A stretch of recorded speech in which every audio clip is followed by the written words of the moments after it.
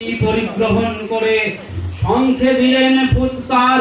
দেবীর আহ্বান শব্দ অনুসরণ করে সসৈন্যে ধাবমান হলো মহাবলশালী মহিষাসুর। অসুররাজ লক্ষ্য করলেন মহাদেবীর তেজ প্রভায় ত্রিলোক জ্যোতির্ময় তার মুকুট গগন চুম্বন করছে। পদবারে পৃথ্বী আনতা আর ধনুক টঙ্কারের সাগর প্রকম্পিত। দেব সেনাপতি মহাশক্তির জয় মন্ত্রের গুণে দেবীকে দান করলেন মহাপ্রীতি। দেবীর সঙ্গে মহিষাসুরের প্রবল সংগ্রাম আরম্ভ হলো। দেবীর অস্ত্র প্রহারে দৈত্য সেনা ছিন্ন ভিন্ন হতে লাগলো। মহিষাসুর ক্ষণে ক্ষণে রূপ পরিবর্তন করে নানা কৌশল বিস্তার করলে, মহিষ থেকে হস্তি রূপ ধারণ করলে, আবার সিংহরূপী দৈত্যের নমন্যতা দেবী প্রশমিত করলেন। পুনরায় নয়ন বিমোহন পুরুষ পেয়েছে আত্মপ্রকাশ করলে ইন্দ্রজালিক। দেবীর প্রত্যাখ্যান পেয়ে আবার মহিষ মূর্তি গ্রহণ করলে, রণবদ্ধ ব্রিগেড যন্ত্রে নিনাদিত চতুরঙ্গ নিয়ে অসুরেশ্বর দেবীকে পরাজিত করবার মানসে উল্লসিত।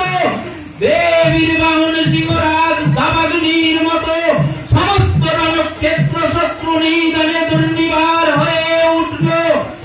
নানা প্রহরণ ধারী দেবী দুর্গা মধুপান করতে করতে মহিষ রূপে সদম্ভে বললেন, গর্জ গর্জ ক্ষণম মূঢ় মধুয়াবত পিবম মহম ময়া ত্বয়ি হতত্রৈব গর্জিষ্ণন্তা সুদেবতা।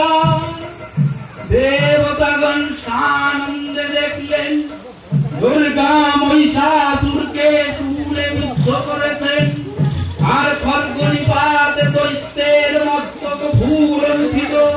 তখন সুরনাশিনী দেবী মহালক্ষ্মীর আরাধনা গীতি সুষমা দাপ্পা পৃথিবীতে ব্যক্ত হলো।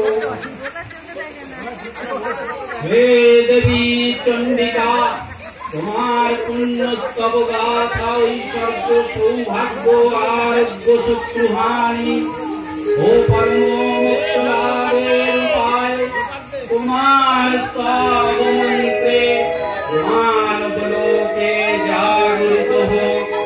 ভূমানন্দের অপূর্ব প্রেরণা। দেবী প্রপন্নার্তি হরে প্রসীদ প্রসীদ মাতুর্জগতখিলস্য